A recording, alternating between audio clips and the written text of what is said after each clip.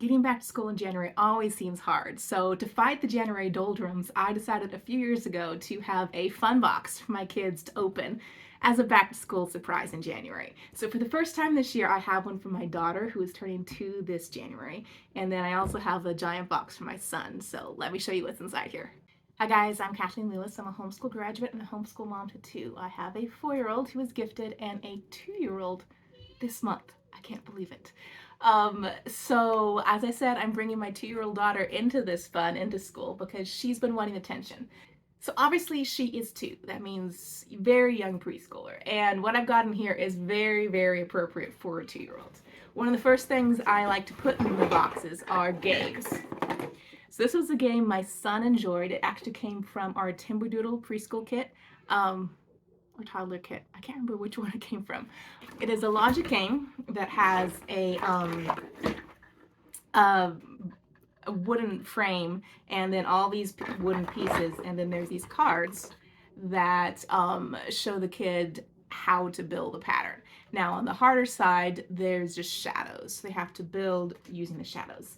I tried this out with my daughter several months ago. She wasn't any more interested than just putting the wooden stuff onto the pegs, so we'll see if she can actually follow the pattern this time. Okay, another new game to us is Acorn Soup. This is a cooperative type game that you can play. There's recipe cards in here. Let me show you actually.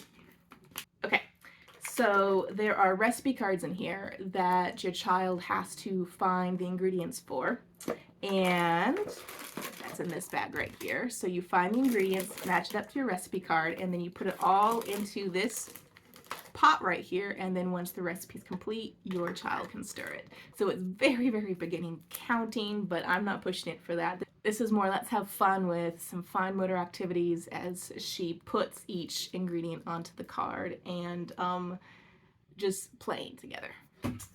Also in here is her own clipboard, because her brother has been using one for handwriting, and I have to keep her coloring page stable while she colors at the table with us. So she now has her own clipboard, which she is going to be thrilled with.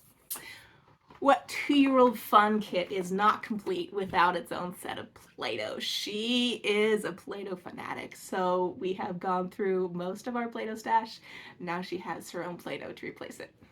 Another one of my favorite art supplies for toddlers and preschoolers are dot markers. These are markers that you unscrew the top and then they just go dot, dot, dot, dot on a page. There's a whole bunch of free coloring pages you can print off online to use with this, or of course coloring books that you can buy. But this is a great way to do art when your child is not very good with fine motor yet. One note with these, they get old and the foam on the top wears off and then they start leaking. So that's why we have a new set, because the ones we had were leaking. And then there's some off brands which leak more than this name brand does. So just be aware as you explore those markers.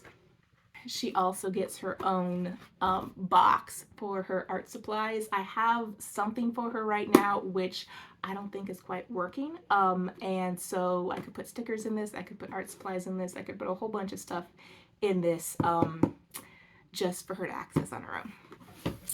Another thing that is very toddler or preschooler friendly is these water wows from Melissa and Doug. She's been playing with one of these already. I gave it to her to keep her occupied in the car on our long drive for Christmas. So just this, here's another one that is a mess-free coloring activity that she can do at the table to stay occupied while I work with her older brother. Okay, next up is the giant diaper box for my 4-year-old who is gifted. Now, I believe the very first video I ever made on this channel was the July fun box for my gifted son. A lot of you had questions about why I'm putting certain things in there, because if he's gifted, he should be beyond that level. Well, the whole point of this box here is for him to have some independent fun. So developmentally, there's going to be some very typical 4-year-old stuff in here. But cognitively, there's going to be some stuff beyond a typical 4 or 5-year-old's level. So just keep that in mind. As I said, one of the things I love to put in these boxes are games, and particularly logic games. So here is another game from the company Smart Games. It is a color code puzzle game. Single player, ages 5 to adult, but you have various clear pieces of plastic that you're supposed to put on top of each other to match the there we go, the picture that you're trying to put the puzzle together for. So it is a different way to think. It is layering on top of layers on top of layers, having different colors cover things up and patterns cover things up. So Steven's really gonna love this one. Another fun game that I chose for him is Ticket to Ride, the Junior Edition. This is for ages 6 and up and 2 to 4 players. I love the actual adult game Ticket to Ride, and I played this version before with my nephew and niece. My son has been really getting into the games the last several months, wanting to play them more and more. So I thought, let's do some strategy development with him as well as just a fun family thing to do together. This is definitely going to be something that my husband and I play with my son exclusively, and my daughter just plays with the trains. I told you guys I'm a homeschool graduate. That means my mom is also a former homeschool mom turned homeschool grandmother. So she was shopping Christmas sales and found this game right here from the amazing company Ebo. I love a lot of their products. They're very beautiful products. So this is a bingo game for United States geography. She gave it to us just for us to use whenever, and I decided to throw in the fun box here. So it is a bingo game with each board a separate section of the geography of the United States, and then different icons here that showcase resources or things the state's known for. For example, Texas, they have farming, sheep for livestock, oil, cotton technology. New Mexico has natural gas. Arizona has cactus, tourists, and manufacturing. So yeah, it's an educational game, but it's an easy way to learn the different regions of the United States. One of the benefits of being a homeschool graduate is having that mom who kept a whole bunch of stuff from her childhood. That was very educational. So one thing I asked to borrow from her stores that she still has is the music maker.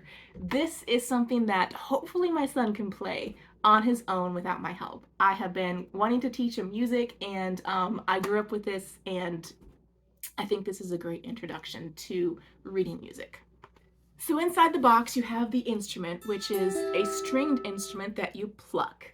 And it's obviously out of tune, so I'll need to tune it. And then you have sheet music that you put in underneath. And then using a guitar pick or your own fingernail, you just follow the rhythm pattern here on each string. So you don't need to memorize which string is which note name, you just need to be able to learn the rhythm. So I think this is a good way to introduce rhythms before you ever learn the piano, which is what my son really wants to do. I have a whole bunch of sheet music here. There's more sheet music that you can get online now for instruments like this. There's more options out there for instruments like this. So yes, I think this would be a fun tool for him to explore. I'm always looking for independent activities. So this is another one that I bought from Usborne. It's a big book of wipe clean activity books. They have a great line of wipe clean activity books. So here it's Connect the Dots, which honestly, this is very, very easy for him right there. But here's doodling patterns on the bugs. Here's a little bit of a maze. So it's just a whole bunch of fun-ish activities. This is on the very easy side for him. He just got something for Christmas that has dot to dots up to 100. But you don't always have to have hard, challenging things. Sometimes the brain does need a break. So this is something on the easier side for him. One thing I did for him last semester was got the book of beginning coding level pre-K.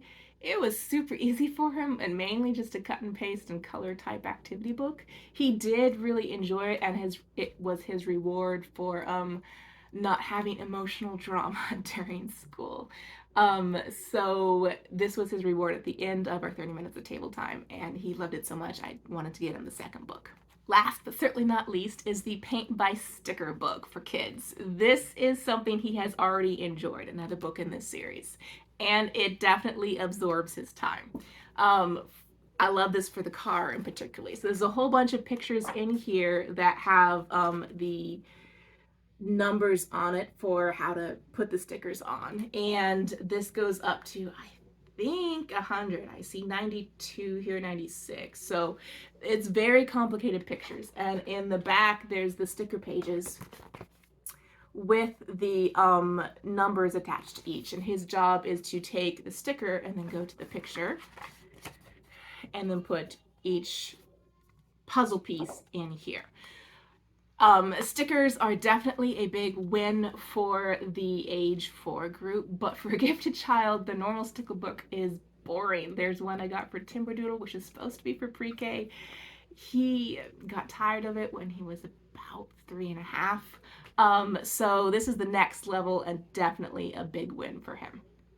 So there you have it, guys. My solution to the January doldrums for school. If you've enjoyed this video, be sure to bump that like button and let me know it. If you're wanting to know what we're actually doing for curriculum picks, stay tuned. As soon as the videos are out, I'm going to put them over right here.